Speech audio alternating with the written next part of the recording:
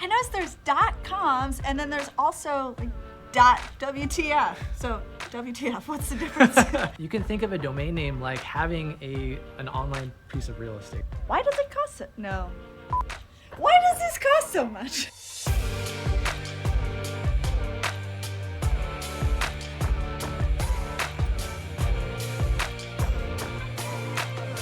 Have you ever thought about buying a domain and then notice some of them cost $1 and some of them cost a lot more? And you wondered, why is that? Well, you're in luck. We're going to talk about that today and more. And today, I'm super excited to be joined with my co-host, Justin Neely. What's up? How you doing? Good to see you again.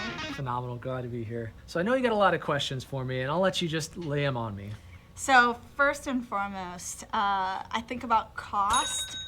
And why is it there's such a range? I noticed that recently.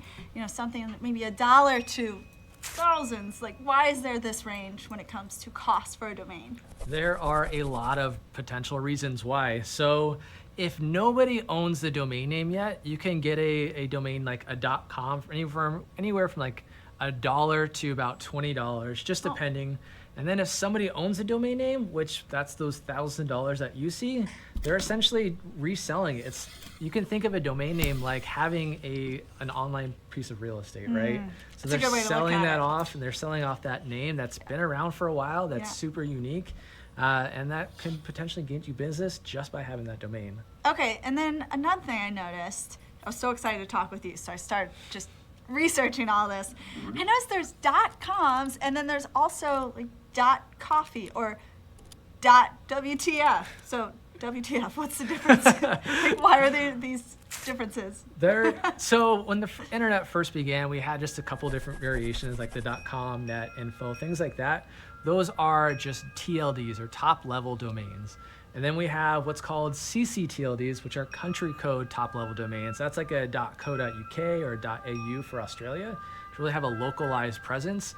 And then those new ones that just released not too long ago, and there's a lot more releasing as we speak, those are GTLDs, generic top level domains. So that's the .coffee, .wiki, .ninja, .guru, .wtf, .singles. There's a plethora of names. And it was really established because all the good .coms are being taken, right? Which is where that online real estate comes in. Because if you have a great .com domain name, you could sell it for thousands of dollars.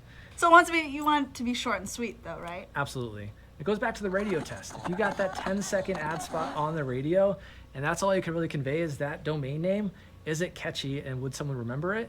Is it easy to spell? If you have crazy cool spellings with a K for the crazy, it may not work. And same thing goes with word of mouth. If you can't tell me what your domain name is really quick, I can't go back and find you super quick, it's not going to work out. But imagine that's hard at this point in the game. There's so many domain names. Right. Like I imagine it's pushing us to the longer domain names in length because there's so many out there. Yeah, in a way. I mean, some things to avoid with your domain name. You want to make sure that you don't have hyphens because that's just annoying. Like, cool, go to my website. It's this-awesome-website-com all the dashes, right? Yeah. Or having numbers in it. Like if I tell you to go to onecoffeeshop.com, you might type in ONE or the number 1 versus the numeral. Or WON potentially. It gets confusing. Yeah. Right. And the attention spans, they're just getting shorter. Right. Millennials can attest. Yeah. So with your domain name, those ones that are super short and sweet, they're brandable, they're for the most part worth what the cost is. So those couple $1,000s, it's really an investment in your business, and especially if it's your business name that .com is taken, it might be a good idea to spend a little bit of cash and make sure you get that. As we're talking about domain names, I started to think, well, where do I go to get this? Where do I go to purchase a domain name? Well, glad you asked. No, so you can go to any domain registrar. Like GoDaddy is a domain registrar, which means you can go and purchase your domain name. So, but with domain names, you don't just purchase it once and done. You actually have to essentially lease the domain. It's still yours, but you have to renew it every year. Now, most domains you can buy anywhere from 1 year to 10 years, but there are some domains with some restrictions. So you really want to check out those options. Wait, why would that be? How come it's not just consistent across the board? So to kind of go a little bit deeper, there are registrants, registrars, and registries. Us purchasing domain names, we're registrants. Okay. Then registrars are like GoDaddy. They basically are a vendor supplying domains. And we have registries, which control a .com. So VeriSign controls .com. And you have other registries that control different domains. There's a Donuts registry that controls a lot of the new unique ones. And they set their own rules. So we're pretty much at their mercy, if you will. Right. Okay, so I have another question for you, and that is, how do you protect your domain name? I mean, do you need to go and put yourself on the .net, the .com, in order to protect it? Right, it's really protecting your brand. If you just blow up and become this big success, like I hope you will, you want to get the alternate endings, the next best. That way people aren't trying to just steal your traffic, or potentially your competitors getting that domain name. I've seen it happen. They'll get the .net and steal your traffic, steal your attention, and potentially slander you. Cruel. It's a dog-eat-dog world out there. It's pretty rough. No pun intended.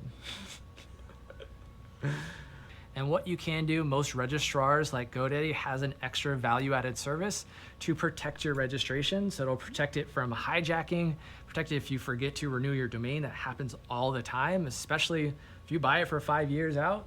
Are you gonna remember in 5 years? Sometimes not. Credit cards expire. So there's that added protection that you can get just to make sure that your domain is always yours.